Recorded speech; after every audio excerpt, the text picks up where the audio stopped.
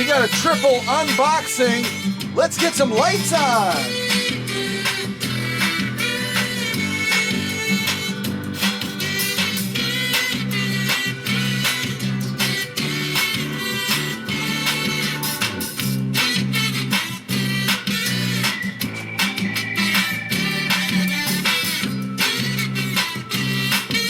Boy, how often do you hear a song with kazoos? Do you remember playing kazoos in school? Type in the chat if you played a kazoo when you were in school. I know I did.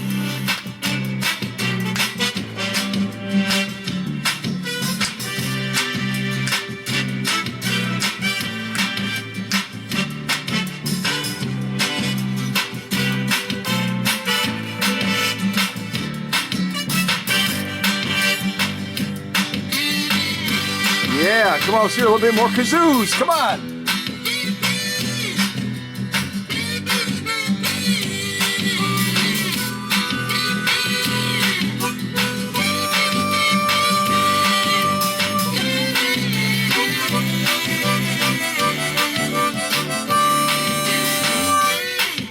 Yeah.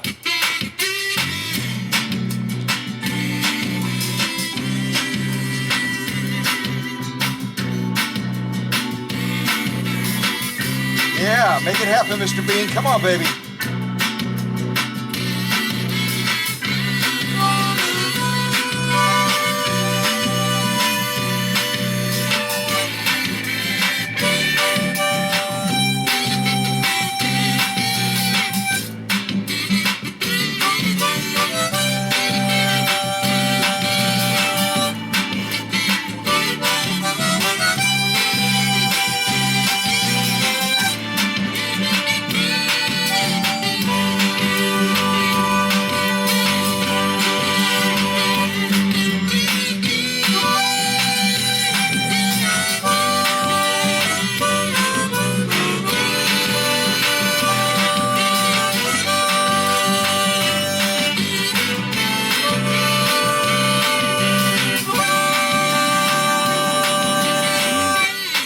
All right, y'all finish it off now.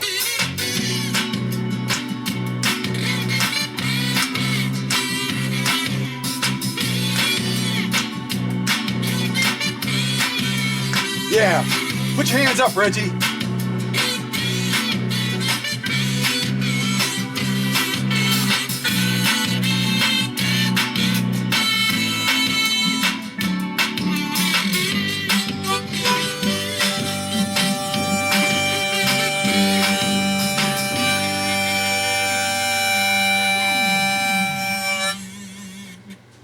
Yeah, it's harder to do with a harmonica than it is with a kazoo. You know what I'm talking about? But I was hitting a lot of that. You know what? It's coming along. It's coming along so much better than my banjo. I'm serious. I need to see if I can reach out to Steve Martin. Steve Martin and say, Steve, I've seen you on PBS. I've seen you other places, buddy. Can you hook me up with some banjo playing? Because he can jam on the banjo. If y'all haven't seen Steve Martin, the actor, if you haven't seen him do his thing on the banjo, it's crazy. Yes, I'm wearing my Packer jacket. Sorry. I'm sorry. You still recognize it's me, right? Even without the DeWalt jacket? I hope so.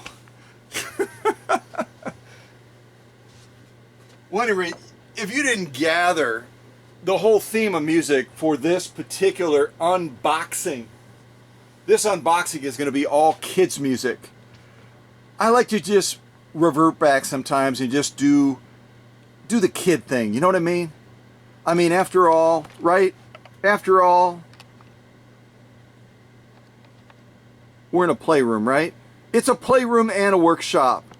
It's a playroom and a workshop. And all of my friends have come out because these boxes have been waiting a while to be unboxed.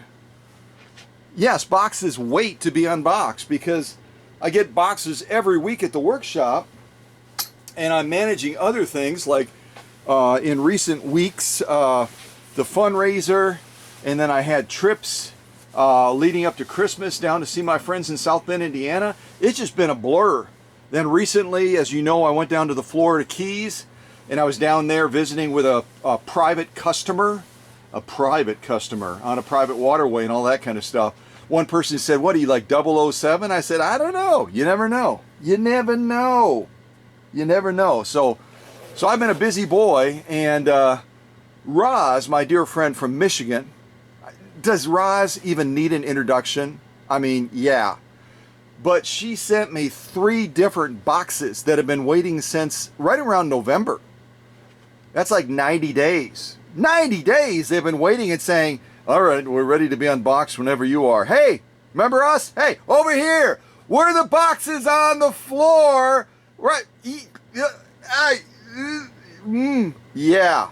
So, but all of my friends came out not only because it's an unboxing for our friend Roz, but also because we have 1 day left in the fundraiser. 1 day left in the fundraiser to benefit the History Museum down in South Bend, Indiana. 1 day. So the 15th again of February at 5 p.m. Eastern Time. That is the end. So if you wanted a brick, if you wanted to get entered into the contest for what's behind door number 1 or door number 2, and if you're brand new to this, I'll cap it real quick for you, because we got a lot of unboxing to do too. That's really the focus of this entire premiere. But we are, from the 1st of February until the 15th of February, we are on a mission to raise funds for the History Museum down in South Bend, Indiana, to make sure that they don't end up on that list. And by the list, I mean that when I was down there visiting with those folks, Christy Dunn told me, she said, Scott, just so you know, we always get really excited whenever someone shows an interest in our work, particularly through this pandemic when things have been really tough. And she said, over 30% of museums across the country have closed their doors. And at first I thought, okay, you know, it's a temporary thing. They're shutting down and they're going to reopen. No, they are closing their doors permanently because they don't have anybody coming into the museum to support them. They don't have anybody supporting them otherwise. They have budgets. They have expenses. It's really expensive to run a museum. It really is. Even if you have volunteers, you have other paid staff, you have other, I mean, you got utility bills, all the things that all of us pay every month. They have to pay it on a lot bigger scale. Let's just face it. So I decided when I left after my trip down there, and again, you can look for the playlist on this channel that capstones all of my adventures down in South Bend, Indiana. All of my adventures, including by flashlight walking the hallways of that Singer cabinet factory that opened in the 1860s and closed in 1955. Yeah. No one else has been in those halls, I mean, since it closed in 1955. You do the math. This is 2021, 1955. And I was the first one, along with my bud, Anthony, to walk those hallways where that factory, again, if you're brand new to this, in its heyday, it was making 10,000 cabinets a day, 2 million a year. We're not talking, you know, simpy dimpy type cabinets like you might see at a thrift shop. We're talking works of art. Works of art made out of black walnut, inlaid, hand carved. I mean, they're just, what? And this is what that factory was doing. 10,000 a day, 2 million a year. And I had the privilege of walking the halls of that building. I had the privilege of shooting video outside and telling you a lot of facts about it as well. And this was all after my adventures of, you know, looking at all the cool artifacts that my friends, Christy Dunn and Kat, prepared for me. And after my tour of Copsham, which is a small village in Scotland named after the great J.D. Oliver. And my friend Skylar gave me a private tour. For goodness sakes, she's the curator. And she was like, yeah. Our friend Scott drove all the way down from Wisconsin. He's a vintage sewing machine aficionado.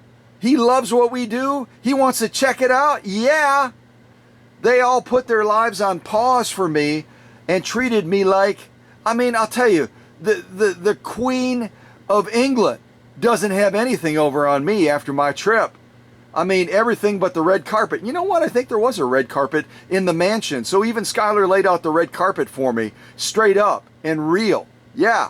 So after that, I just felt inspired. I wanted to do something. And that's what we started on February the 1st.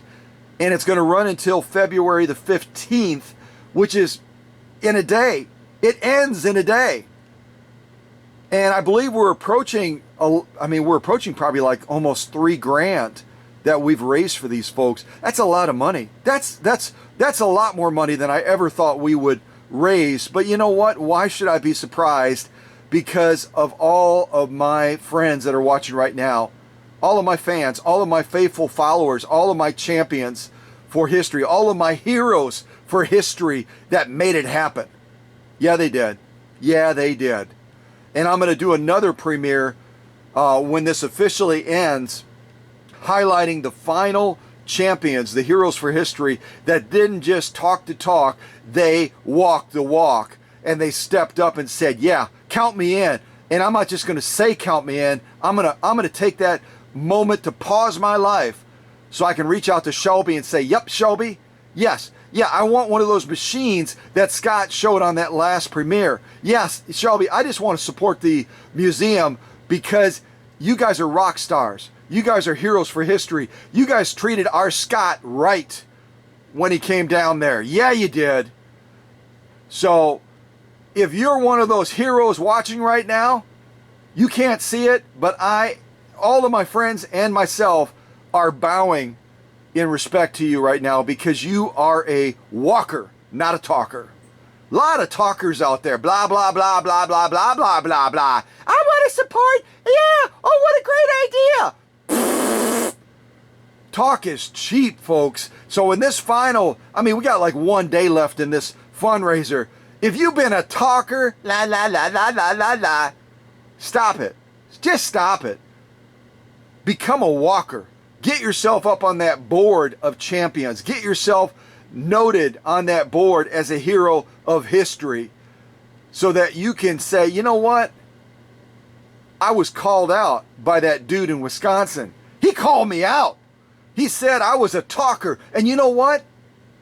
Straight up and real, I was.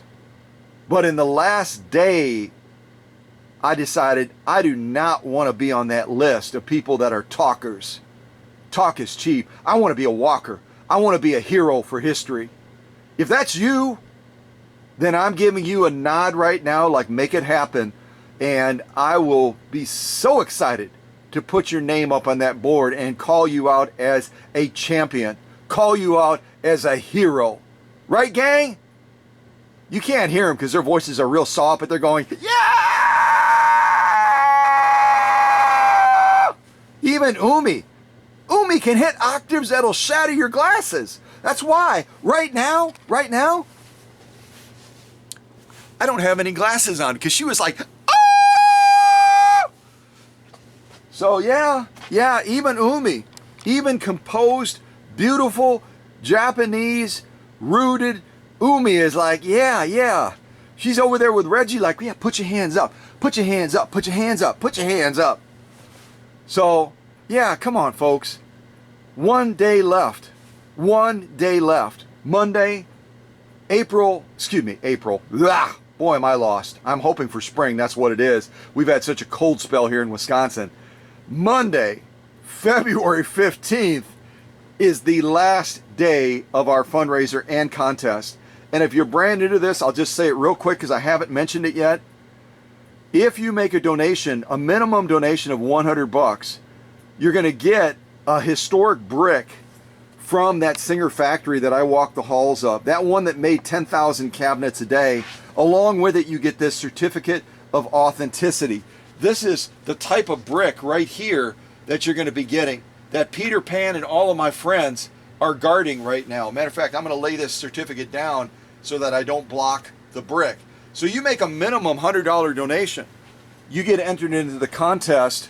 You get a brick, 160-year-old historic brick from that Singer Cabinet Factory in South Bend, Indiana.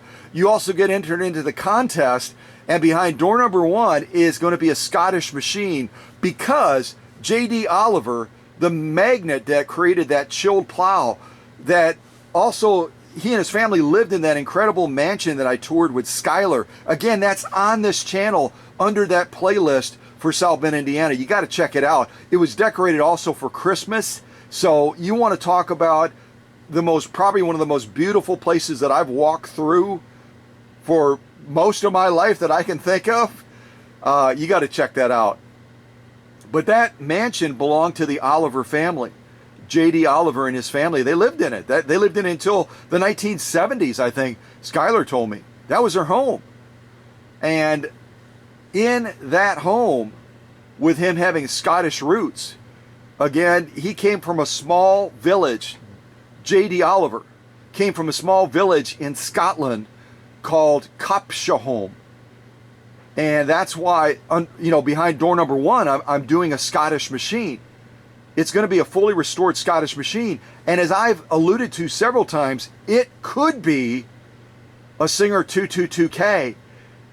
Singer 222K is like the featherweight of featherweights. It's a featherweight convertible. On eBay, the Chimpy Dimpy ones are selling for $2,500. You want to talk about a machine coming out of my workshop? You can almost double that price as far as the value of what that machine would be if that is the machine that I give away. It's not a guarantee. It's not a guarantee. It's going to be a Scottish machine, but it may not be a 222K. It might be a 222K. And as I said in one of the recent premieres, one of my 222Ks, estimated value between $3,000 to $5,000. So you make a donation to this great organization in South Bend, Indiana, the History Museum, who are keepers of the keys and guardians of our history, especially our vintage sewing machine history, as they dug into their own pockets and pulled out money and bought a number of those artifacts that I examined when I was down there in South Bend, Indiana. Those are walkers. They're not talkers. Those are walkers. They made it happen. They did it because they believe in what they do, and they actually put skin in the game. They put skin in the game. Yes, they do. So that's why behind door number 1 is going to be a Scottish machine, which could be a 222K. Behind door number 2 is going to be the same machine that J.D. Oliver and his family had in their mansion.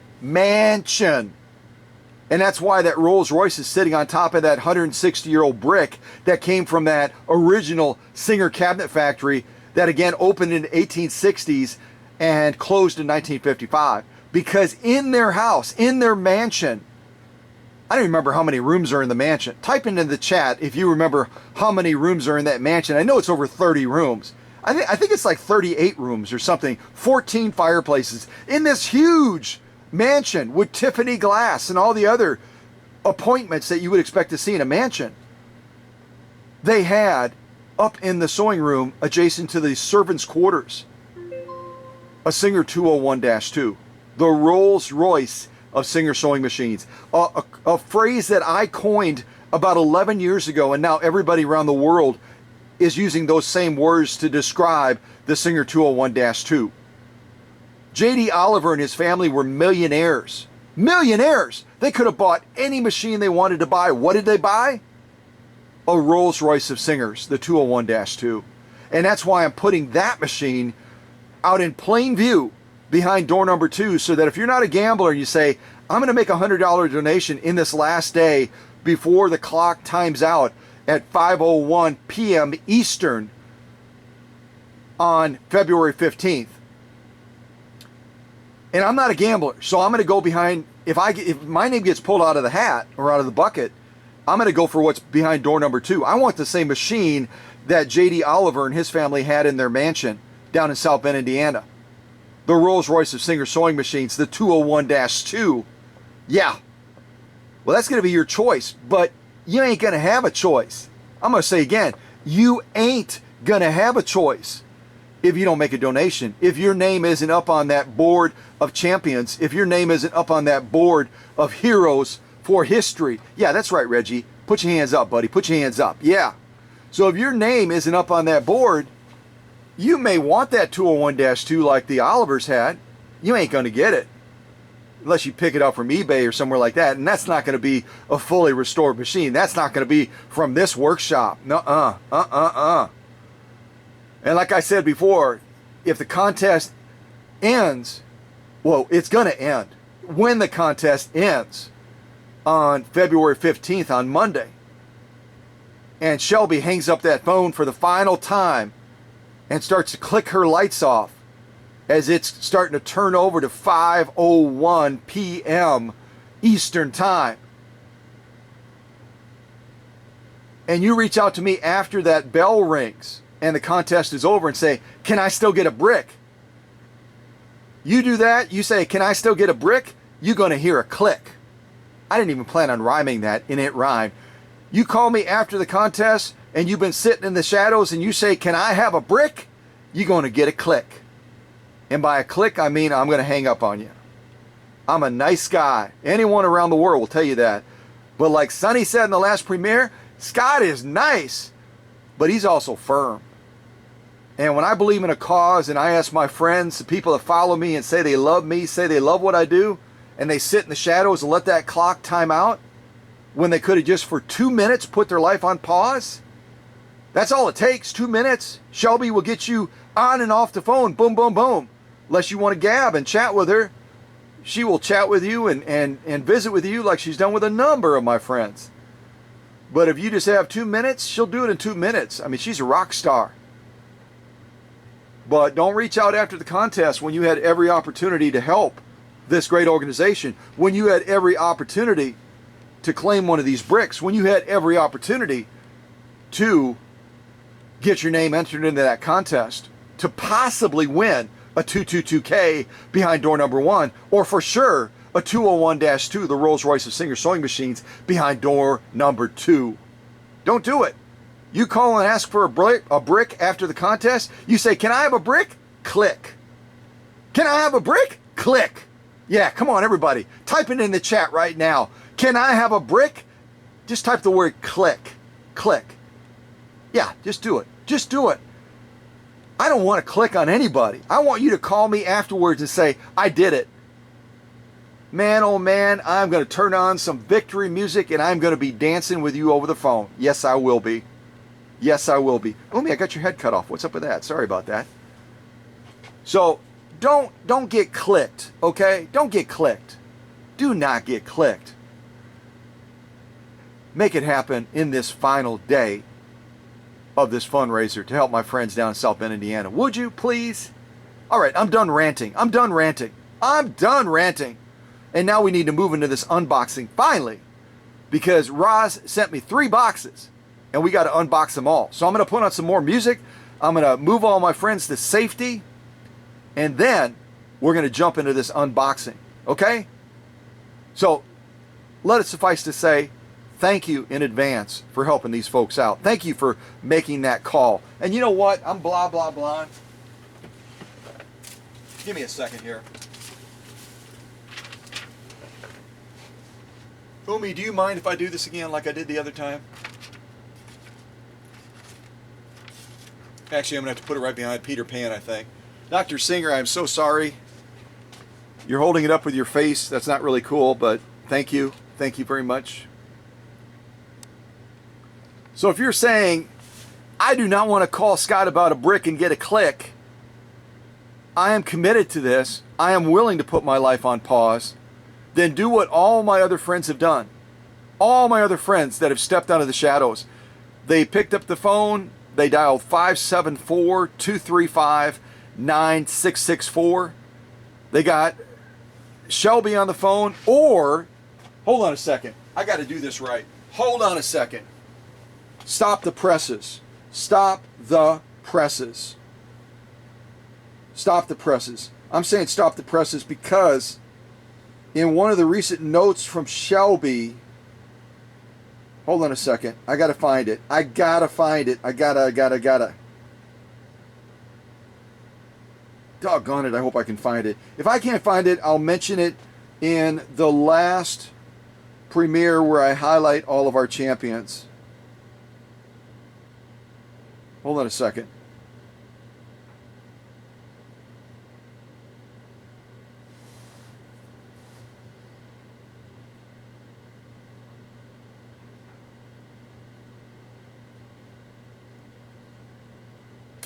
I can't find it. Isn't it the case? I told myself I would be ready for this. I told myself I'd be ready for this. And I'm not ready. Doggone it. Oh, I found it. Yes. Yes. Ha ha ha. Determination, baby. Determination. Okay, right now as we're looking at this number, because the first person that you're likely to get is going to be the receptionist. It's going to be the receptionist. Okay? So when you call the History Museum at this number, 574-235-9664, if you get a woman on the other end, it's very likely going to be Georgie. Okay? Georgie is the sweet gal that is going to be the portal to connect you with Shelby. Okay? So if you call the when you call the History Museum, if you get that receptionist and it's a gal, freak her out. Totally freak her out when she answers the phone and say, "Hey, what's up, Georgie? This is so-and-so calling from such and such a place." Okay? Do that, would you? Give her that, like, wow, how'd you know that? Okay? So it's Georgie. Georgie is the receptionist. All right? If you get a guy, the guy that sometimes mans the phones is Michael. If you get a guy and he answers the phone, totally freak him out and go, "Yo, what's up, Michael? What's up, bro? What's up, dude?" Okay? Will you do that for me, please? Shelby took time. She reviewed that premiere where I said, I wish I knew their names. And no one but Shelby reached out to tell me. So thank you, Shelby. Thank you for doing that. So again, if you get a woman that answers the phone first when you dial this number, in all likelihood, it's going to be Georgie. So call her by name. Say, "Hey, Georgie, thanks for taking my call. I'm calling about the Cow Country fundraiser in this final day to make a donation. Would you put me through to Shelby?" And after Georgie picks up her jaw like, "Okay, how do they know my name? What's up with that?" Or if it's Michael, if it's a guy and you say, "Hey, Michael, what's up? What's up? What's hanging? What's going on, bro? What's up?" Don't say what's hanging. That's kind of whatever. But, at any rate, I'm kind of going Brooklyn on you a little bit here. But, call him by name. The guy's going to be Michael.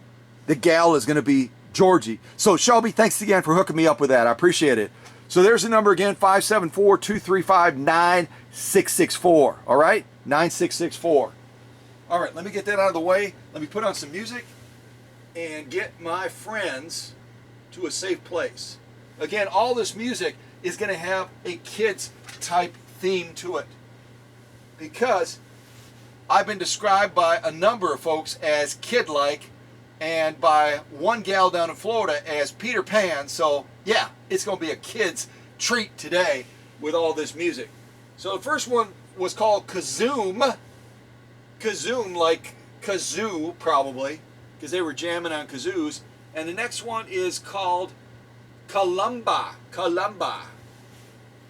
Yeah, come on. Oh, yeah. Oh, Mr. Bean, look at you. Look at you. Yeah.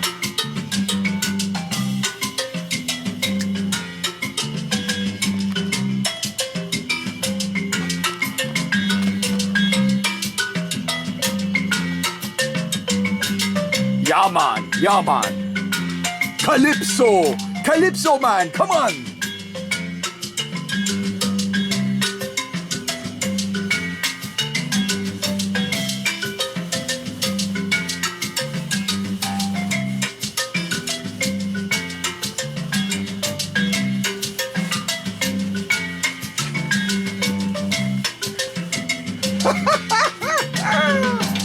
Oh, I love being a kid. I love being a kid. Yes, I do.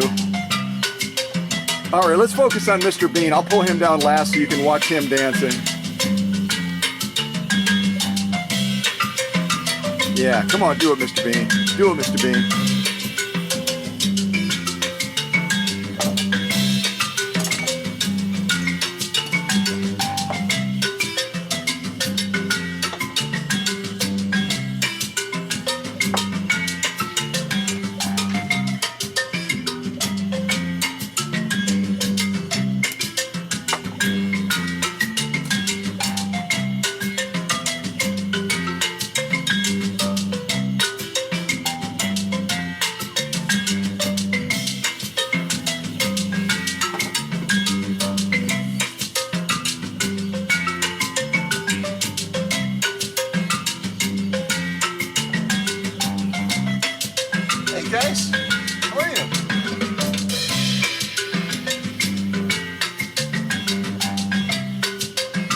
Yeah, you got it.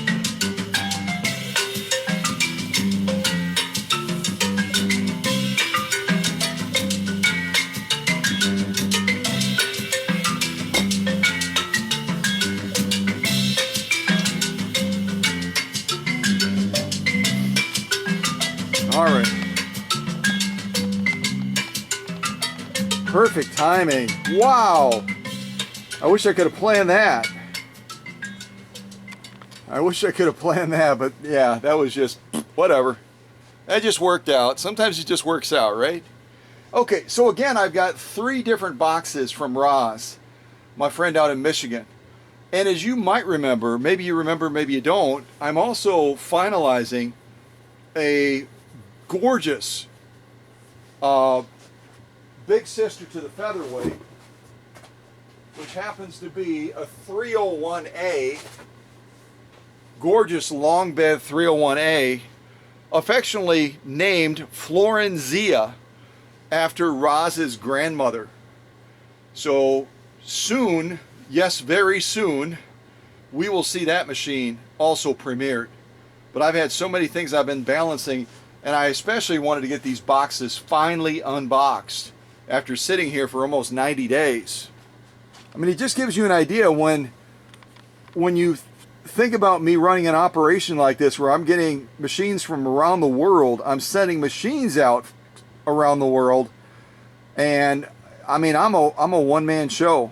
My friends are beautiful. I love them to death, but they really are, they're not able to help me with a lot of these things. So, I mean, from repairing and restoring the machines, painting the machines, packing the machines, premiering the machines, switch those.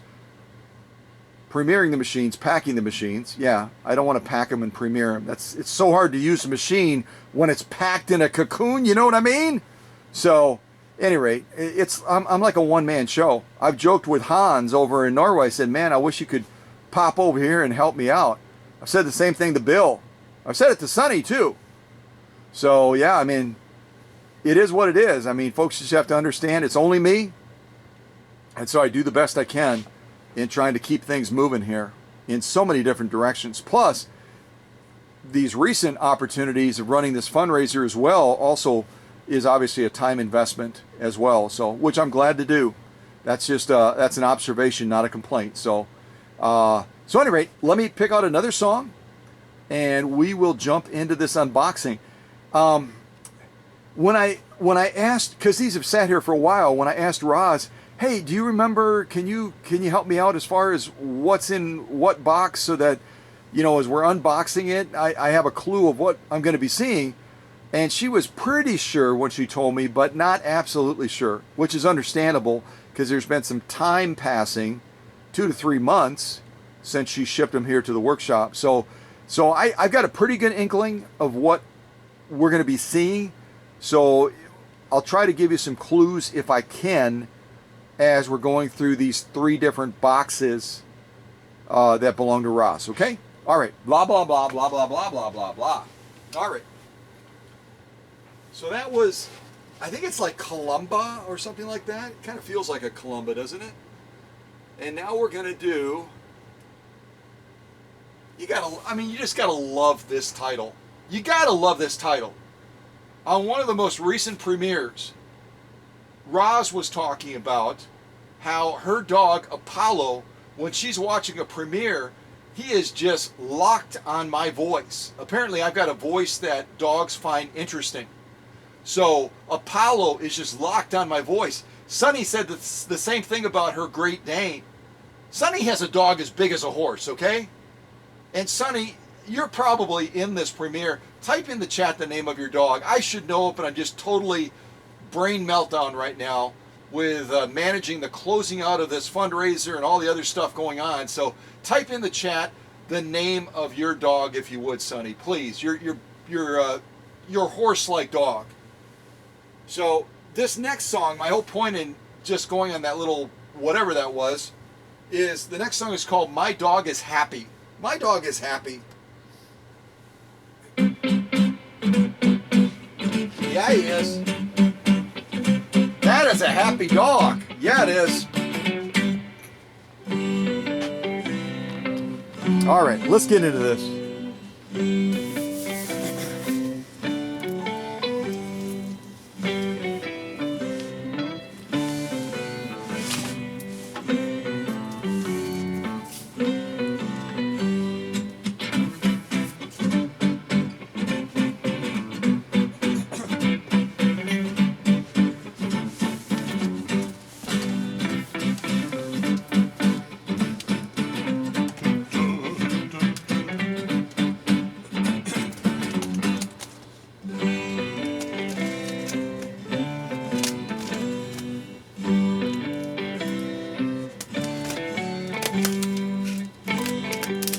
And I don't think the box is a clue, so don't think right away it's going to be a Viking, because I don't think that's the case, but it might be.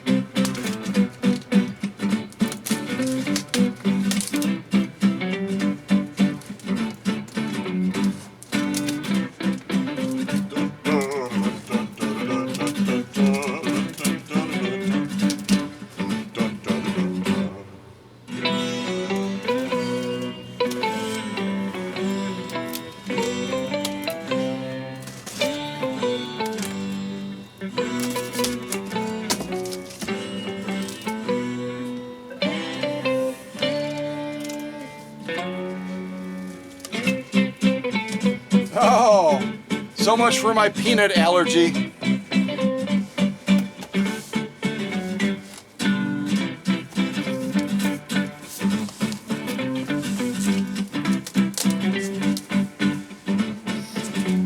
Emma, you got to talk to Roz about bagging these up so I can just pull them right out, right?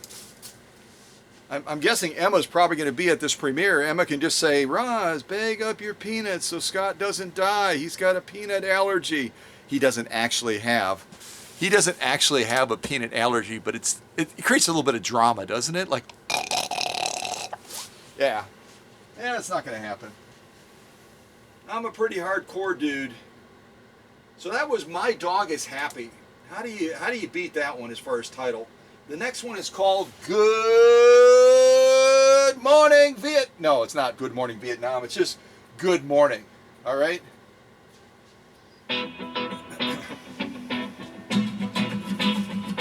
All right, let's get these peanuts corralled.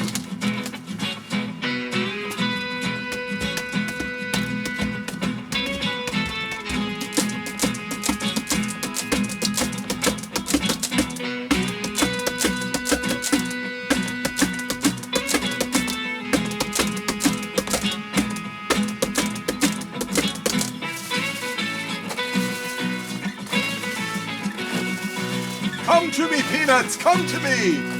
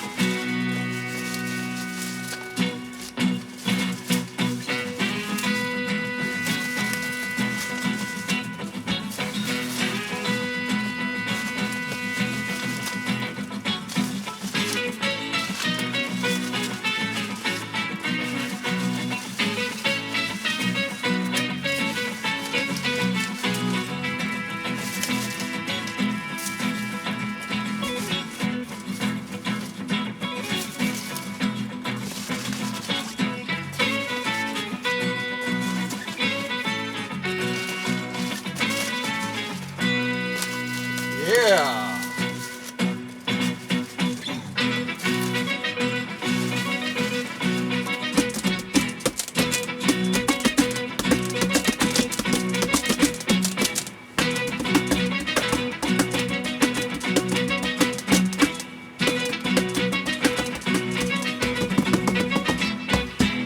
Yeah. That's the way we end it. That's the way we end it. Okay. So I've got to see. If I come off the tripod, go over there and look in the box, we're not going to be able to see really anything. You can see that Roz used a combination of those peanuts. She's got some bubble wrap stuff going on. She's got some packing paper, like you'll oftentimes see the folks at, like UPS stores, FedEx stores, that sort of thing. They love this stuff. And I think it's actually pretty good. It immobilizes the machine generally really well. So, but I'll be honest with you, I am not sure. I'm kind of feeling the contours of this a little bit. And I know that Roz sent 2 machines, but I am clueless as to which one this is. So we're just going to have to kind of roll with it. We'll both be surprised. We'll both be surprised by what we find. Yeah. I mean, I'll be less surprised because I've got it narrowed down to 2 and you've got it narrowed down to none, but, well, at any rate. But I can tell you that one of these two machines, the King of Sweden is interested in, and the other one, Umi, is interested in. Okay, there's some clues for you. You were like whining and typing in the chat like, can't you give us anything, please? Okay, so the 2 clues is that the King of Sweden is interested in one of these machines. Big clue. And Umi is interested in the other machine. Yeah, that's good. That's a good start. That's a good start. All right, so that was good morning. And now we're going to do birthday cake. So, all right, this is February, right? If it was your birthday, let's not go all the way back to January. I think we touched on January already. But you know what? If I somehow missed your birthday and it was January, then if your birthday was in January or it's in February or right at the beginning of March, this next song, Birthday Cake, is for you, okay? It's not going to sound like the birthday, happy birthday. I don't know. Let's turn it on. All right, here we go.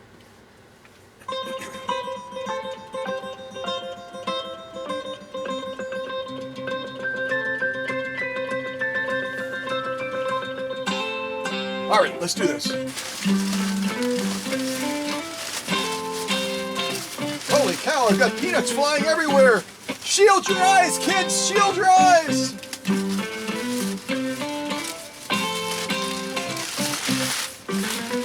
Thank goodness Roz's husband is a doctor. We get a peanut in the eye, I'm heading out to Michigan. Yes, I am.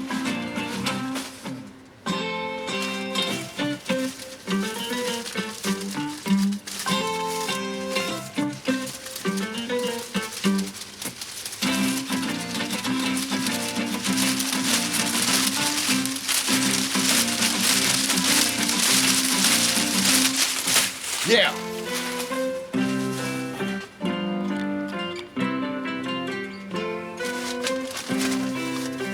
All right, let's go after the bubble wrap next.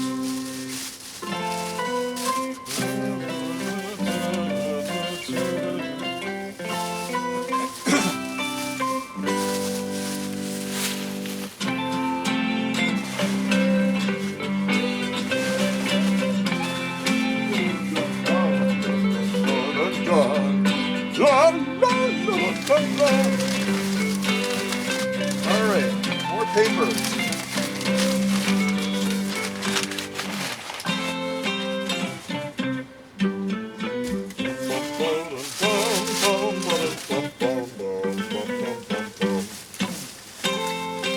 Roz has done a real good packing job. The combination of materials that she's using actually work real well in safeguarding this machine from what I can see so far.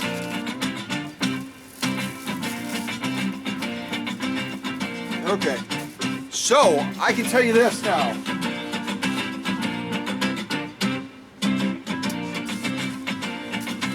I'll come off the tripod because I don't want to have an unfair advantage. You're going to be like, okay, what did he see? What did Scott see that gave him a clue as to whether the machine in this box right here is going to be of interest to the King of Sweden or to Umi? Well, I can tell you that this machine is going to be of interest to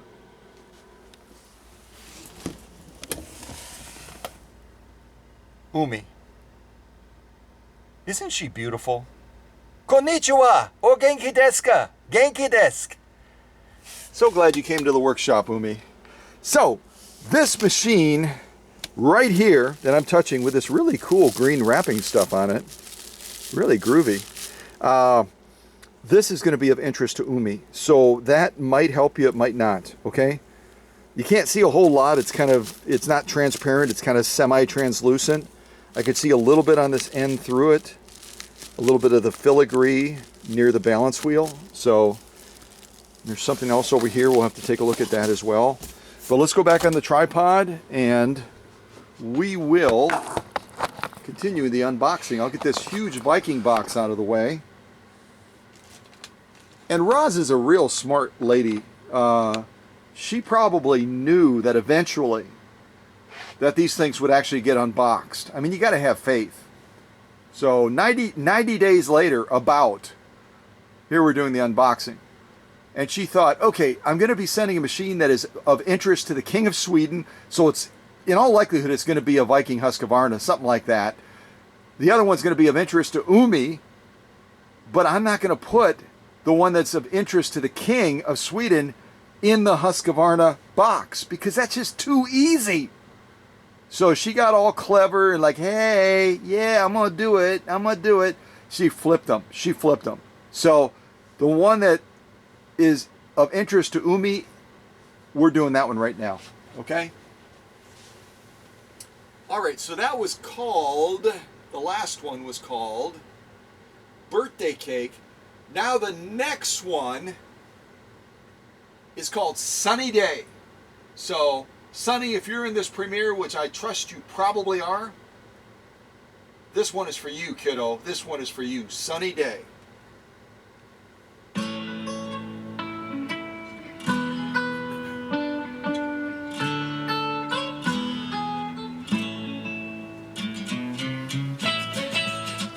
Yeah. Any of you know that Sunny, who serves beautifully as a moderator on my Facebook business page, and that I'm preparing a featherweight for right now that I'm going to gift to her. This is a Sunny song. This fits her. Yeah, it does. What do you think, Craig? Yeah. All right. Let's pull this out first. No idea what this is.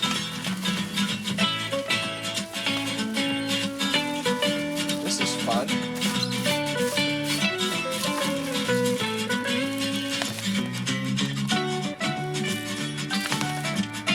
No idea at all.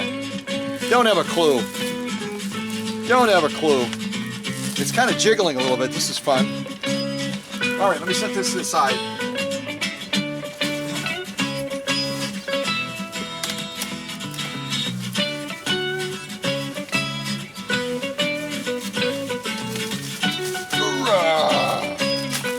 That's heavy. That's got a little meat on it. Yeah. So I'm just going to show you in the shot. This is the bottom of the box. She's done a brilliant job of using some sort of a cloth, styrofoam, and other things like that to kind of cradle the machine in this space down here. And then it's got styrofoam on the bottom as well to protect from drop impacts and stuff. So really a great packing job so far. Hopefully the machine has survived beautifully. So I'm going to try to get this big old box out of the way. I'll just double check again that I'm not missing anything. I just got peanut dust in my lungs. Woo. All right, so I'm going to move this to the side. Try to find a spot for it.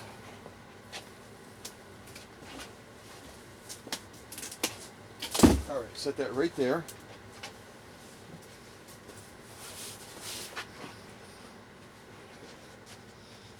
Look at peanuts everywhere. Daggone. I feel like Jimmy Carter's here. All right, any of you real young folks that say, Jimmy what?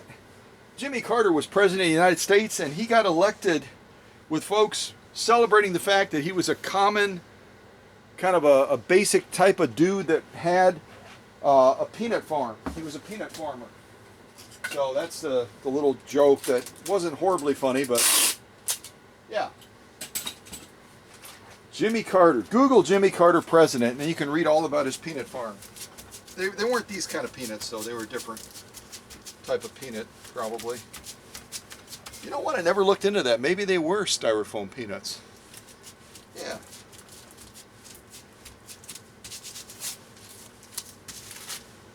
Special interest groups are like supporting styrofoam. Yeah, elect a guy. He'll get us all the styrofoam we need. You never know. You never know. All right. So again, and I will very gently pick up my friend, Umi, and bring her out a little bit closer because this will be of interest to Umi. I know, Dr. Singer, you always like to be with Umi. Just let her have the spotlight this time, if that's okay. So this is again a machine that will be of interest to Umi. All right, let me pick another song, and what I might do first is I might open this additional package. I'm going to move this over to the side a little bit, and we'll move this one over here because I am kind of curious about this one. Something's kind of moving and sliding and shifting in it. Oh, this next song. This next song, I'm grabbing our friend right here, and I'm going to put her right out front for at least a moment and zoom in on her shirt. I might have to turn her to the side a little bit. So if you can't read her shirt, I think you can, but if you can't, it says, I'm a big sister. Yeah, I'm a big sister. That's so cool. Are any of you, type this in the chat, if you have other siblings and you would be considered the big sister, the older sister, or something like that, type it in the chat and just put, yep, I'm a big sister. Now, if any of you guys type that, you're going to have me wondering a little bit, you know what I mean? So, but at any rate, her shirt says, I'm a big sister. Why am I showing that to you? Why am I showing you that Dr. Singer's little niece has a shirt that says, I'm a big sister? Because the next song is called, I've Got a Big Sister. I'm not making it up. I've got a big sister. Here we go. All right, honey, I'm going to move you back. This song's about you. This person wrote a song about I've got a big sister, so it's honoring you. Yeah. All right, let's see what Ross put in this little package here. To change my camera shot too, won't I? Yes, I will.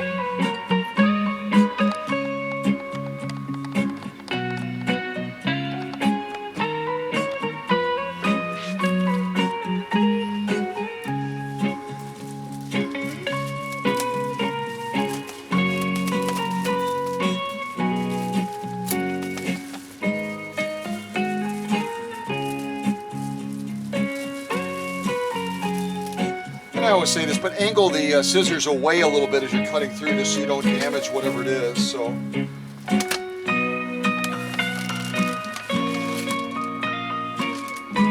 Roz, what did you do this time?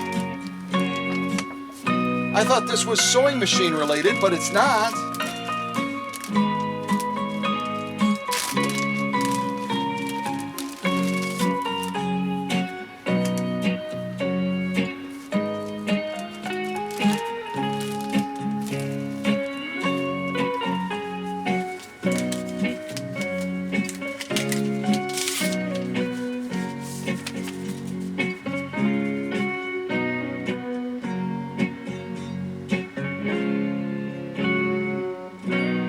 Oh, that's so sweet. I mean, literally sweet. Literally sweet. So that was a cute song, wasn't it? I've Got a Big Sister. It was written for Dr. Singer's little niece, probably. But this is what Roz had in this little additional package.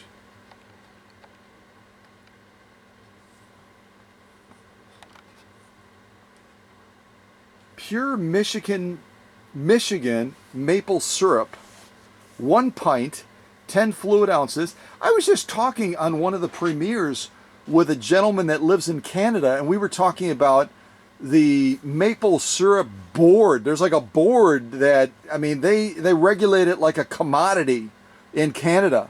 And maybe Michigan does the same thing, but what a sweet, okay, I'm not playing on words, okay?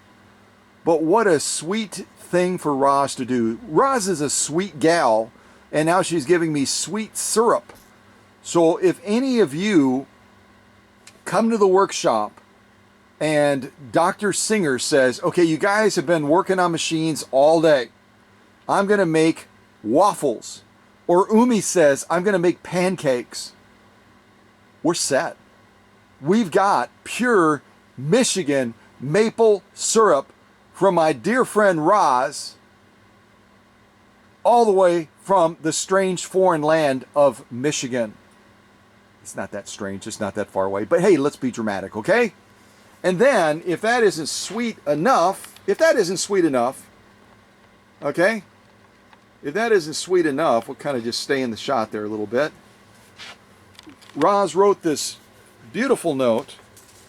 See, this is where I'm just going to be honest with y'all, because y'all love me because I'm honest. Why can't guys write as pretty as girls? What is up with that? Why did God give women the ability to write just something as simple as for Scott? And you look at that and you just go, isn't that gorgeous? Isn't that pretty? Isn't that just pretty to look at? I mean, not even opening up the card, you're like, I feel special already because of how pretty that is. I could rant all day long. Even as I was talking with Brian and some of the other History Museum folks, I joked with them in an email and I said, here's the certificate of authenticity that I came up with. Now I need to find somebody to sign them because my signature is just so, it's just so, yep, that's it. So I could have sent them to Roz or to any of the ladies, and they would have made that certificate just, I got to show you. Hold on a second. Where is the certificate? What did I do with it? Ah, it's back over here. I mean, look at that. Yeah, it's my signature, and I sign differently from time to time, etc. But compare that to, okay, that's, I'm going to be an optometrist for a second here, okay? That's number one. That's number two. Number one. Number two. Which is better? Number one. Number two. Number one. Number two. Yeah, that's so much better.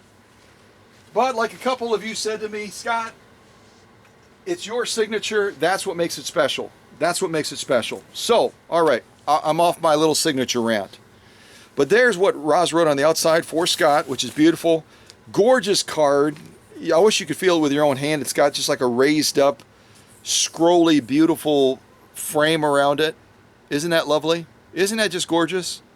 I know y'all already typing into the chat, Roz, you look at you, Roz, beautiful card, Roz, hey. And you're right. And you're right. You're totally right. Yeah.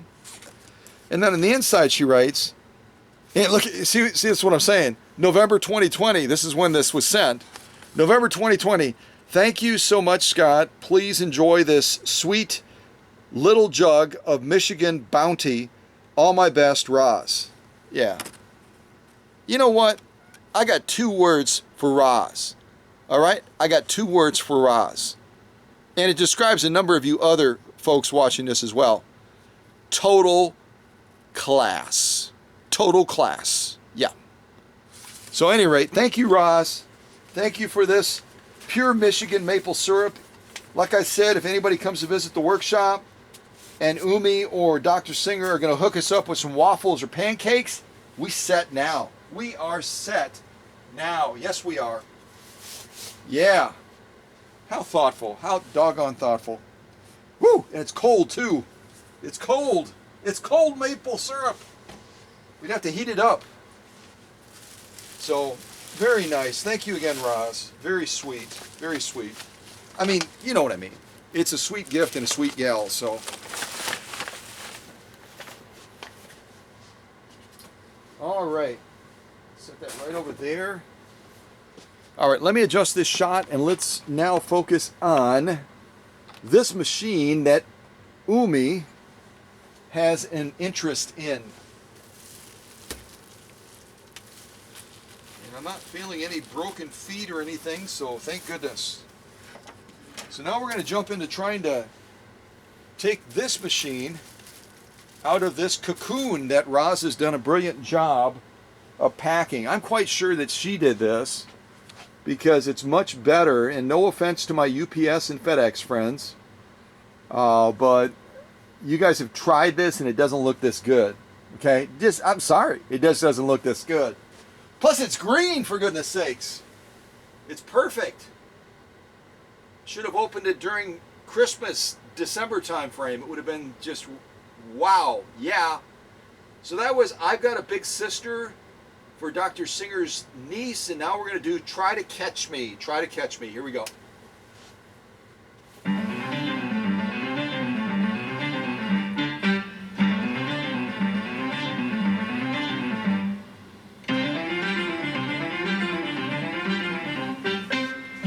That does feel like a Chase song, doesn't it? Yeah.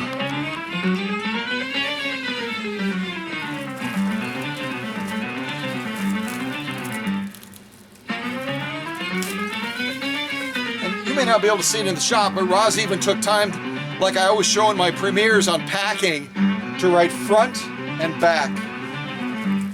Roz, A+ for the class today, A+.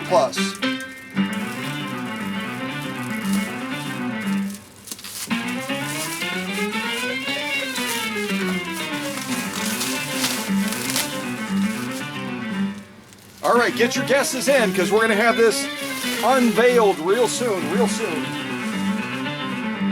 We're gonna have it unveiled real soon. Again, you know that Umi is interested in it.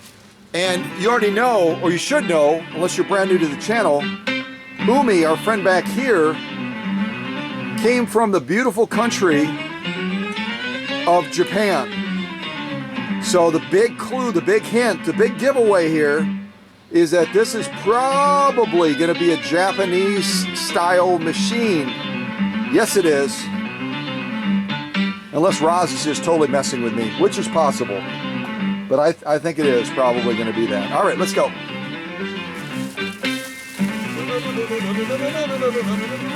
Kind of like, sounds like scales, doesn't it?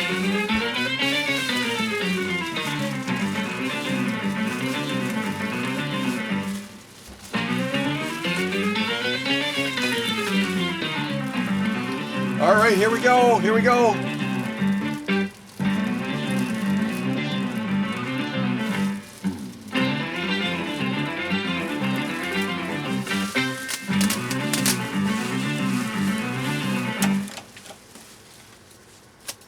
That was almost kind of an exhausting song, wasn't it? It was kind of exhausting. I mean,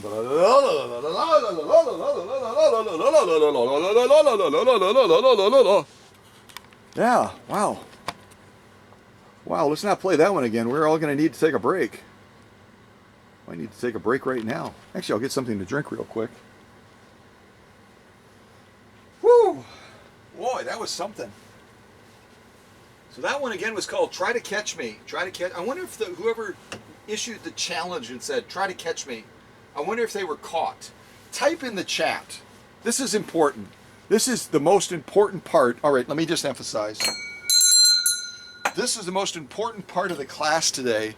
Type in the chat if you think the person that wrote that song, Try to Catch Me, if they were caught. And if you want to really just briefly, I think you're limited to like 200 characters. If you want to type in there, what were the circumstances?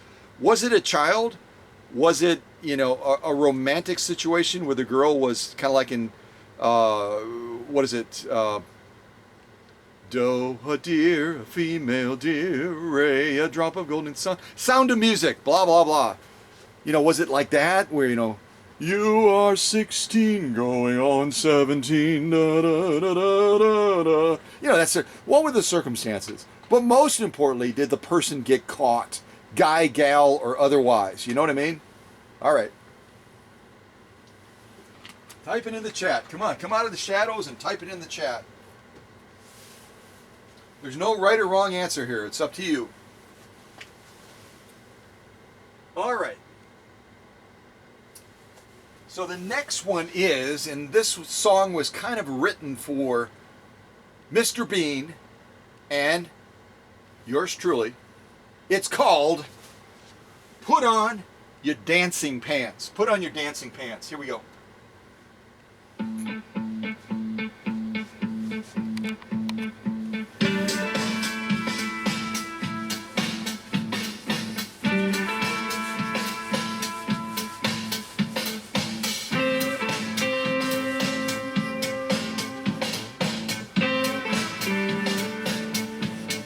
Okay, Umi. All right, I'll chill. I'll chill. I hear you.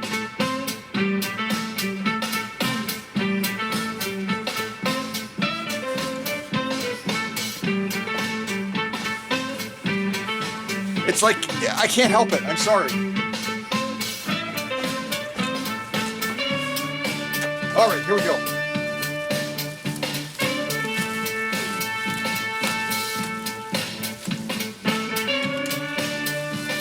Oh, what a beauty this is. What a beauty.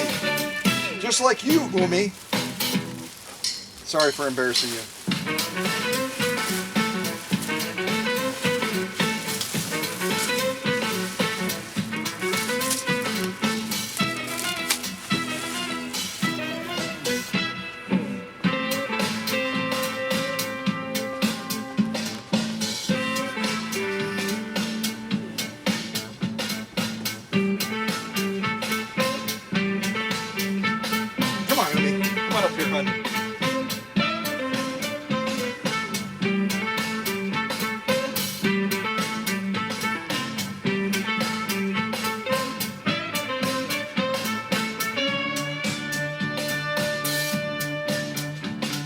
All right.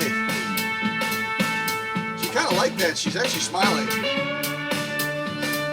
I danced with a cow country guy. Ooh.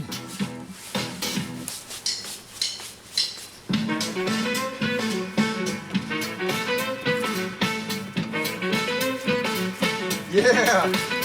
Y'all can't see Mr. Bean. He is ripping it. Yeah, he is.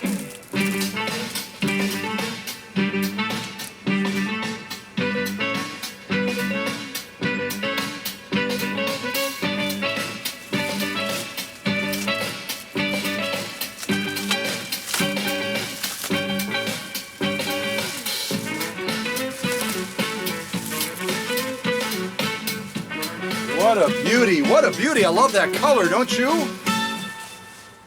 Oh, I love that color. We're not even all the way done with the unpacking job yet, but look at that spectacular color.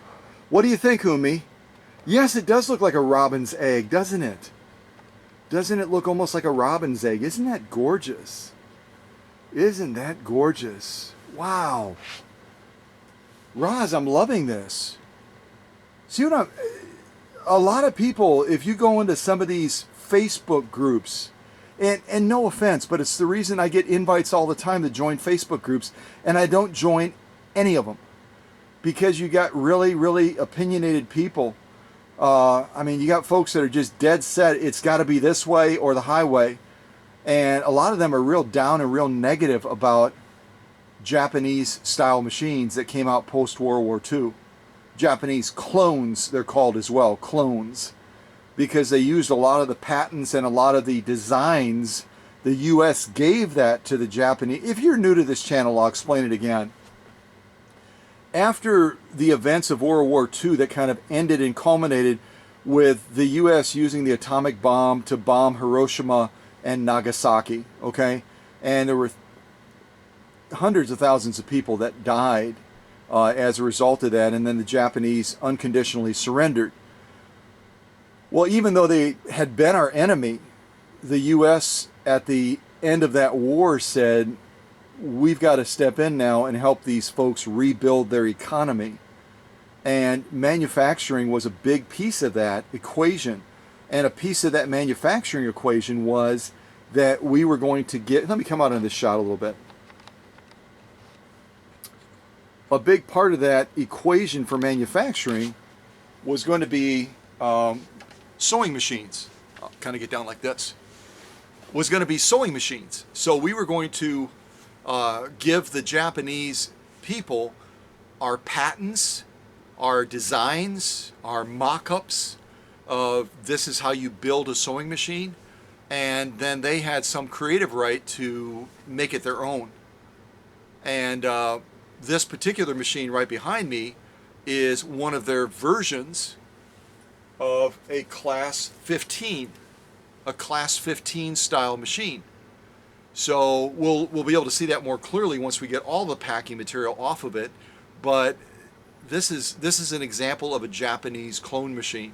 And so the bittersweet of that for a lot of folks, and you'll see them if you ever bring it up as a topic, you'll see some people that are empathetic and go, yeah, I mean, we dropped the atomic bombs on them, it ended the war, and all these events were horrible, and it saved lives, and there's different opinions on that as well. But there are people that have the other perspective other than empathy. They have anger, because when we gave our patents and our designs and everything else to the Japanese, they started making these machines in mass and started importing them into the US at a fraction of the cost of what other manufacturers were offering similar Class 15 style machines for. And they put a lot of those American businesses out of business. Plus they were using our innovation, our designs, to create a product that they really hadn't created themselves. Does that make sense? So that's where you've got the two camps. You've got one that's empathetic and says, it was a horrible, the whole thing about war is horrible. And I mean, we dropped these bombs. There were innocent people that were not soldiers that were killed, tens of thousands, hundreds of thousands. And so, yeah, it was right for us to show that kindness and to step in and say, let's help you rebuild the economy now, and let's be allies instead of enemies. The other camp says, no way. We're Americans. We take care of Americans first. And for us to give all of those designs and patents and everything to the Japanese, and then to have them, you know, in a tricky way, and this is not my opinion, this is the other camp's opinion, but in a tricky way, start pumping our economy full of their machines at a lesser price, giving similar designs or beautiful designs like this one, and then putting all these American businesses out of business. That's not right. That's not right. So you get what I'm saying? Camp 1, Camp 2, Camp 2, Camp 1. Yeah, I don't know what side of the fence you're on. If you want to express an opinion about that, you can by all means type it in the chat. But that's kind of a tough topic. It's almost, because it does have political ramifications, it's almost kind of a political discussion. So I'm not opposed to people expressing their opinions as long as they're polite and professional when they do it on the chat. But you know, the bottom line is it's one of those mixed feeling things, blah, blah, blah. All right, let me put on some more music, and we'll continue unboxing or unveiling this beautiful Japanese machine that Roz sent me to the workshop. So the last one again was called Put On Your Dancing Pants, and now we've got totally the opposite. The last one was kind of pumping us up. Now we've fed all the sugar to the kids, and we're telling them paradoxically, okay, we pumped you full of sugar, Twinkies and everything else, now it's bedtime. This one's called Bedtime.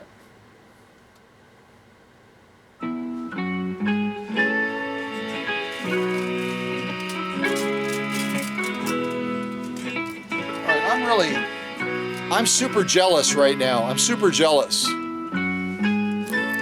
I use like a plain blue painter's tape, and Roz has this super cool thing here. Look at that. I mean, painter's tape is, you peel it off and you throw it away. This you could make into wallpaper. Don't you agree? It almost reminds me of Willy Wonka. It looks like lickable wallpaper. No, I'm not gonna try it. Well, I might, but, oh wait. Nope, it tastes like tape. Beautiful tape, wow.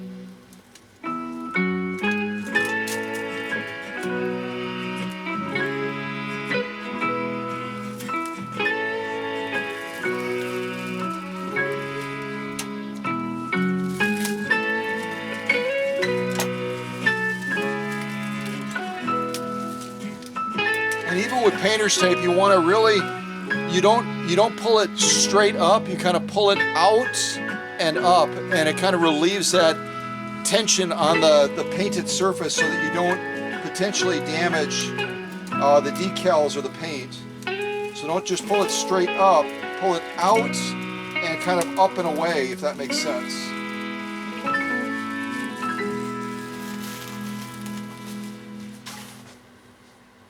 The more we reveal this Japanese clone machine, the more evident it is on why the Japanese were so successful when they were importing these machines into the U.S. economy. And all the other people were, for the most part, not exclusively, but for the most part, many of them were going with strictly black machines. Nothing wrong with that. I mean, you put the decorative ornamental type filigree on them, you put the decals on them, they're very beautiful, but some people just, when you see a machine that has color like this, it just stands out, doesn't it? And so the Japanese were very smart, very, very smart. And Umi is saying, you didn't have to tell me that. You didn't have to tell me that we're smart. Well, I meant that as a compliment, Umi. Very, very smart, and smart business people too. So that was bedtime, and now we're going to go to Here Come the Raindrops. Here Come the Raindrops.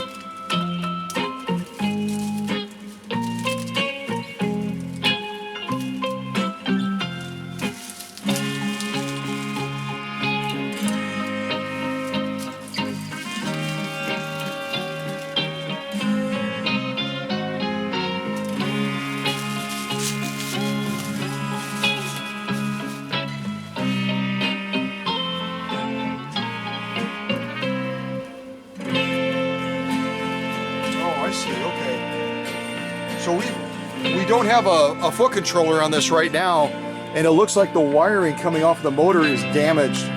We'll look at that closer when we go around the machine. But that's what Roz has tied up here, is the cord coming off of the motor, it looks like.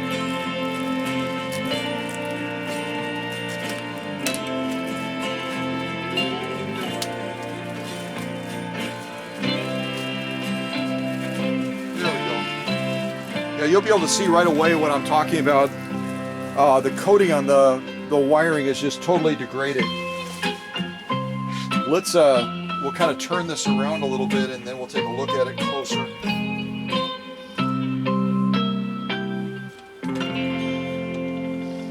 So this will be a machine that we do not plug in until I've resolved the wiring issue with it. You'll see straight away when we get close to it. And again, it's been a while since Roz and I have talked, so I didn't specifically remember that it had a wiring issue, but it clearly does. Okay, so this next one, it's a while out yet, obviously, until Mother's Day, but it's never a wrong time to tell your mom that you love her, right? So this next one is called I Love My Mom.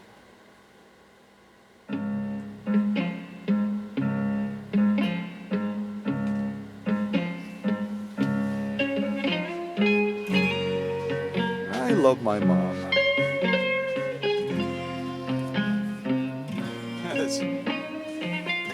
just like all over the place. What? What?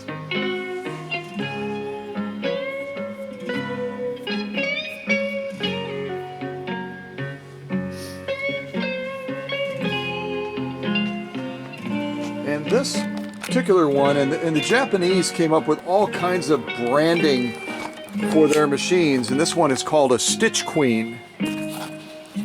Stitch Queen. So let's take a closer look at this machine.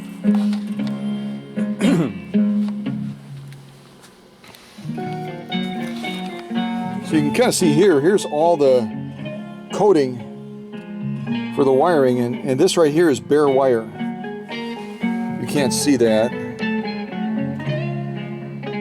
So that's definitely not something, you don't want to plug that in right now because these two wires will touch and you'll get a poof.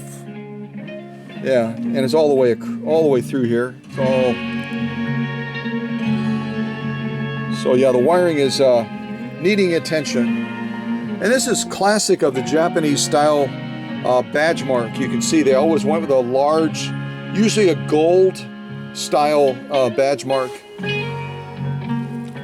And I think it's hard to, maybe you can see it better on the big screen now than I can through this little screen, but I think it says Deluxe Stitch Queen, and then down here, I can't quite make it out. Maybe you can. Something, machine company or something. Let me move my finger, and you can type in the chat, because again, when I'm looking at through this little screen, I can't see it nearly as clear as when the Premiere goes live, and we're able to look at it in a much bigger format, if that makes sense. I can even zoom in on it a little bit.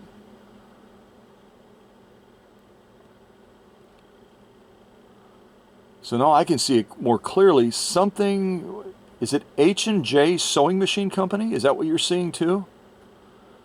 H&J Sewing Machine Company.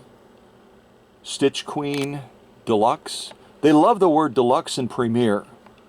I'm just saying that from all the Japanese clone machines that I've had in my workshop and on my workbenches, a lot of them on this badge mark will have deluxe or Premiere. So, but it really is beautiful. I like also how it has kind of a stippling right here. If you look at it real close, it has kind of a stippling look to it. Almost like you'd see on a nice coin or something like that, maybe. So really quite lovely. And obviously this machine is going to be able to sew in reverse. Here we've got our stitch length controller. Anything from, if we bring it all the way down, we're going to be right around, the lowest point is, I'm trying to look at it through my little screen, 6. So our lowest point is 6 stitches per inch, all the way down to 30 stitches per inch. And then if we go above that line right there, that little demarcation line, we're going to be sewing in reverse. And we are missing one little piece right here. There should be a little bolt that screws into there, which allows this plate to shift up and down to set stitch length boundaries. And that particular little screw is missing, so I'll have to see if I can find a suitable replacement. And this again is kind of a copy of a lot of the Singer models that you've seen on this channel that will have that little disc on the front that allows it to pivot, and then it'll restrict how far this will go, so you can kind of set your boundary on stitch length, if that makes sense. And our bobbin winder. That bobbin tire is probably going to need to be replaced. I can see if I can clean it up, but it looks like it's had a good life. And then you just depress it like this to engage it. And then it should have a kickback spring in it, which was part of the original designs on a lot of the machines that they received designs for. See how it kicks it back up? There's a spring inside of here that creates that constant pressure to hold it up unless you push it down and engage it. And then obviously a little oiling point right there. A lot of people miss that, which allows this to turn more freely when you're winding a bobbin. And right now this is not, it's not adjusted just right, and it might be just because the wheel is degraded a little bit, but when it's engaged like this and pressed against there, you shouldn't be able to move it like this. You can see I'm moving this, but the balance wheel isn't moving. So that would cause this to slip. So we probably, me, and Umi, we probably will go ahead and replace this bobbin winding tire. And then we'll have to adjust this. There's an adjuster on here that allows you to set the tolerance when it's in the down position so that it's pressing into the track on the balance wheel, but it's not pressing so hard that, you know, it's restricting and constricting the speed of this so much. It's putting drag on it where the motor can barely turn it, and you're winding a bobbin like at, you know, a half a mile an hour instead of like 20 miles an hour or something like that. So I'll look at that more closely once I get into this machine. So, and a standard clutch release, beautiful plated appearance. Really gives the machine, along with the chroming on the balance wheel, a beautiful, classy, gorgeous look, like Umi. Yeah. So again, the Japanese put out some gorgeous machines, and they were very successful in stepping into the U.S. marketplace because they were slightly different colors. They weren't that standard black. They had this really cool badge mark on the front. And surprisingly, on this badge mark, you can see as people in the U.S. started to get a little bit less tolerant of our effort to help out the Japanese rebuild their economy, and as they saw more and more U.S. businesses going out of business because the markets were being flooded by machines like this coming into the U.S. Originally, their badge marks, because they were very proud. The Japanese people are very proud. They want to make things very nice and very well. So on their original badge marks, down here where it has this, which probably is a fictitious manufacturing company, quite honestly, they had made in Japan right down here. But as people became less tolerant of the Japanese flooding the markets in the U.S. and putting U.S. businesses out of business, and they became a little bit hostile towards the Japanese being very smart business people thought, we can't have on there as prominently made in Japan anymore. We got to come up with another plan. And so they did start making fake manufacturing companies to go in place of made in Japan. And they may have listed them for tax purposes and otherwise, or registered them under this name, but it really was window dressing to eliminate or reduce the objection from the U.S. consumers that it was a Japanese machine and they weren't buying American, they were buying Japanese. Aren't those the people that we just fought, that we just bombed? Why are we supporting them? So, at any rate, right, wrong, or different, they decided to change it from made in Japan to different names that sounded more like neutral manufacturing sources for this Stitch Queen deluxe machine. And you can see they also they recognize the value of decal work and filigree work. You can see through their decal design right here, which again is going to mimic some of the other machines that you've seen on this channel. And here, right here, we're looking at this control right here for controlling feed dogs. Right now, they're in the full up position. And then there's 3 intermittent settings right here that will allow those feed dogs to kind of drop and create less pull. So these settings right here, 3 through 1, are going to be for more delicate fabrics where you don't want those teeth digging into the fabric like silk, satins, that sort of thing. So you can just turn this dial that way. And then if you want to do free motion quilting with this machine, you just turn it all the way to the down position, and the feed dogs are completely disengaged. So again, you can just look at the decal pattern. It will mimic some of the other machines, again, that you've seen on this channel. And the clear indication that it's a Class 15 is right here. Instead of that tensioner, upper tension control being on the front of the machine, over here, it's on the faceplate. And that 99.9999999% of the time will be a clear indication. If you see any machine, Japanese or otherwise, with the tensioner on the faceplate, that's going to tell you that it's a Class 15 style machine. And I've read off all those Class 15s before to you in other premieres. There's like 40 of them. I mean, there's a ton of them, even within the Singer family of Class 15 machines. And again, as I pointed out in other premieres, they're going to have that distinct bobbin style that has what looks like a little finger on it, and that finger is either going to be pointed at the 1 o'clock position or it's going to be pointed at the 11 o'clock position. So again, if you buy a bobbin case for a Class 15 machine, Japanese or otherwise, you always have to be mindful of what kind of raceway you have. See that little point right up here is where that little finger is going to snap in. So when you look at a replacement bobbin case potentially, you've got to take into consideration right away, okay, do I need a bobbin case that is going to point to the 1 o'clock position or to the 11 o'clock position?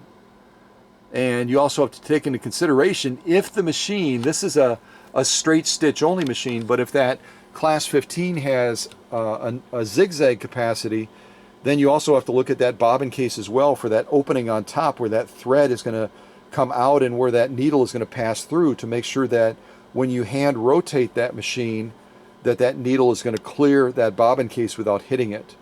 Because all of those Class 15 bobbin cases are going to have different tolerances on top as far as how wide that zigzag stitch is going to be and whether that needle is going to clear it or hit it. So again, whenever you look at a replacement bobbin case, you always want to hand turn the machine. Don't hit that foot control. Hand turn it very slowly and check clearance tolerances first. So, and interestingly, this particular machine, which is a straight stitch machine, has a presser foot attachment that actually is designed for zigzag needle swing. So that's interesting, isn't it? And this may have been the presser foot that it came with originally, or Roz may have added this, I don't know. But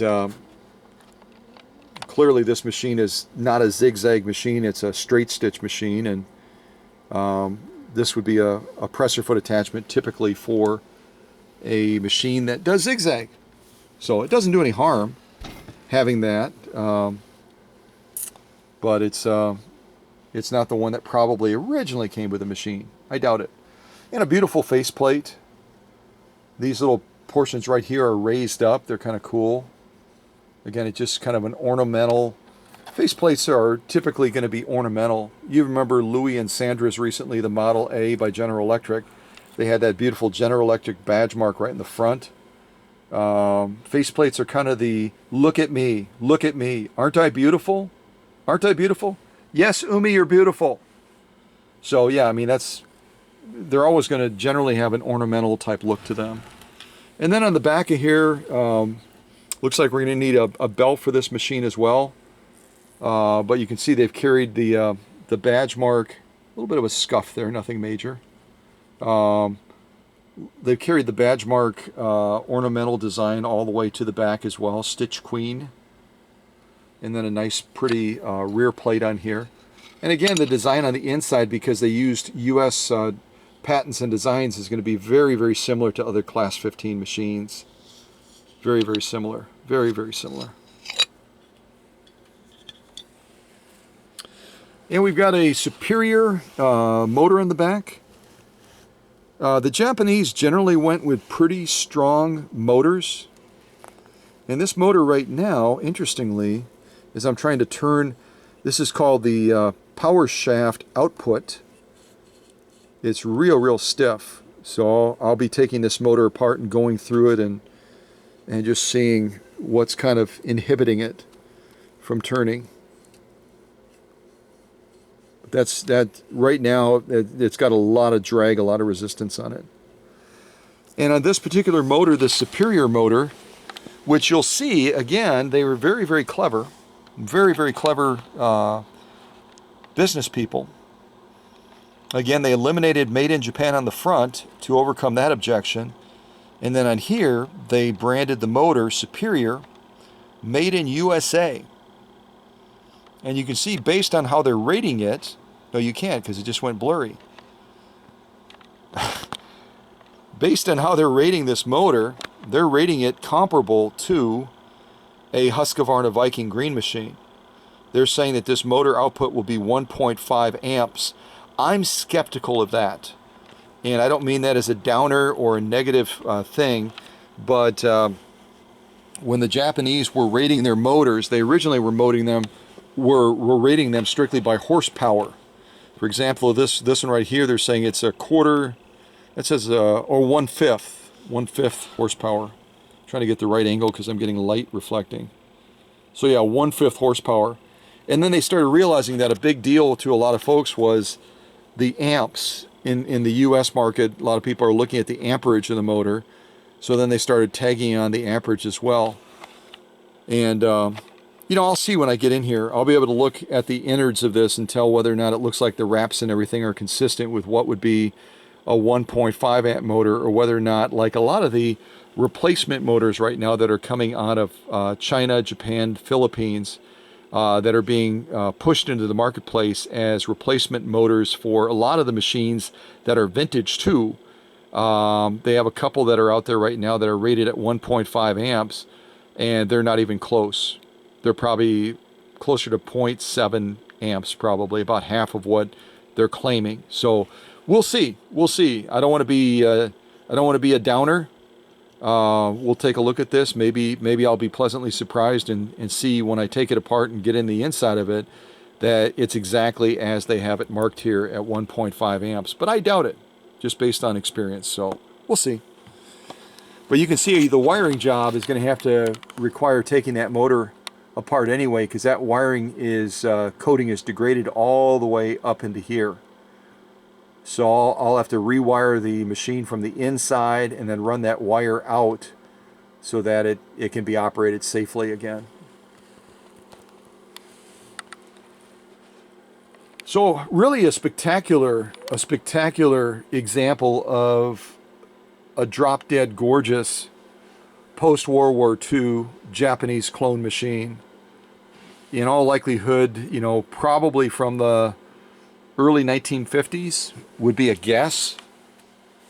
But it's made, if you were lifting it up like I am right now, you could feel that it's made, you know, it's cast. It's metal. It's heavy. It's definitely heavy. And a lot of the Japanese clones as well, they have this quick release on top, which I think is really nice. That allows you to totally take off all of the presser foot pressure, so that when you pop that like that and that presser foot bar kind of pops up like that, at that point you basically have no presser foot pressure, and you're able to manipulate that presser foot bar up and down like this. So if you wanted to, right now Roz has just a real thin little piece of material underneath there, but if you were trying to fit something super thick underneath there and there just wasn't enough clearance, you just give that little button to push right here to pop it up, and then you're able to fit that heavy material. Look at how far that goes up. I would say probably around 12 to 14 millimeters it goes up, and then once you get that material in place, then you just push this back down and your presser foot pressure is engaged again. So it's kind of a cheater's thing to do, but it's a very convenient, nice cheater's thing to be able to do when you're looking at, you know, trying to sew thicker things and there's not quite enough presser foot pressure. So very nice feature. What else? Anything else we can look at? Some markings down here underneath the bed, which you can see the J, you can kind of see the J, and then kind of a rough looking serial number is what I believe that's going to be, but the JA is indicating Japan. JA77, so maybe they considered it a model 77. Class 15, JA77. Again, there wasn't always absolute consistency in how the machines were marked and identified, so there is a little bit of guesswork sometimes when you're going through these different machines. So, but quite a looker, don't you agree? Kind of like our Umi. She's blushing. Yeah, beautiful machines. Again, it's evident why they had so much success in the American marketplace, for sure. So, I'll tell you one thing. I was planning on trying to do all these other unboxings, but I don't know that we're going to have time. Let me see. Let me get back on the tripod. We will move Roz's Japanese Class 15 machine to a safe spot. And then I'll see whether or not we're able to do any additional unboxing. I might have to do an additional unboxing for Roz, I think. Just, you know, taking time into consideration. And I don't want to rush things either, you know what I mean? So let's go with one other kids song. We'll kind of wrap it up. And then I think we'll close out this premiere. And I'll do a second follow-up unboxing on the other two boxes that Roz sent to the workshop. Oh, doggone it! It just scrolled back up, so now I got to scroll down. So this next one is called Happy Mistake. Happy Mistake.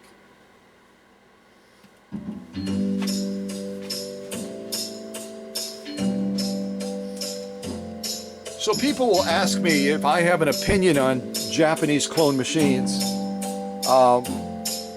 I've had a lot of success doing some crazy sewing on Japanese clone machines, and generally they're engineered and built very well because they were built to US specs. So I think that this is going to be a great machine to you know, get back into shape again, get it so that it's safe to operate. Get a belt on it, do the rewiring, you know, look at that motor. The motor is making me a little bit nervous, but I'll go through that motor and see what's going on as far as why it's so hard to turn right now, and then we'll get it back into shape. It's what we do, what I do here, and all of my friends try to help as much as they can. So it is my honor and privilege to introduce to you this Stitch Queen Deluxe that it's just a beautiful machine, isn't it? Isn't it? Yeah, it is. All right, stay tuned for other premieres like this, and remember,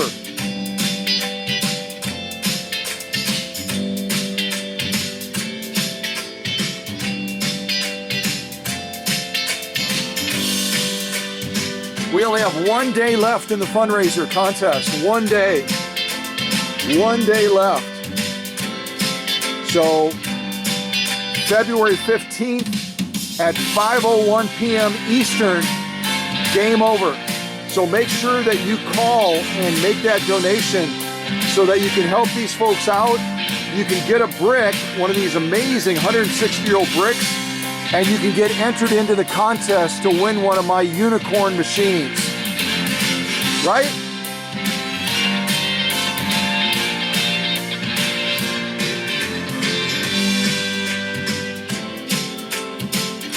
There's the number again, and then I'm going to get out of the way so we can see Roz's machine. 574-235-9664. Give them a call. This is the end of the road. The contest and fundraiser is just about done. Monday, February 15th, game over. So make it happen, would you please?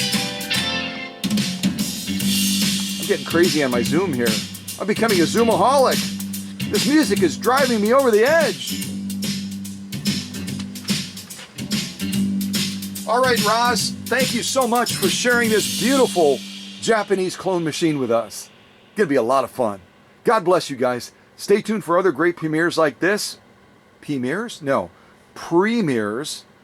And if you're watching this and you're not subscribed yet, click subscribe, would you please? Thank you. God bless.